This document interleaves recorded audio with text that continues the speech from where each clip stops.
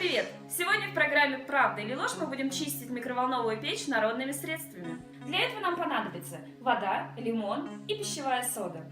Добавляем в воду 2 ложки пищевой соды и 4 ложки лимонного сока. Ставим наш раствор в микроволновку и включаем на 10 минут. У нас прошло 10 минут, и мы достаем наши средства из микроволновки. Протираем поверхность сухой тряпочкой. Как мы видим, пятна не уходят.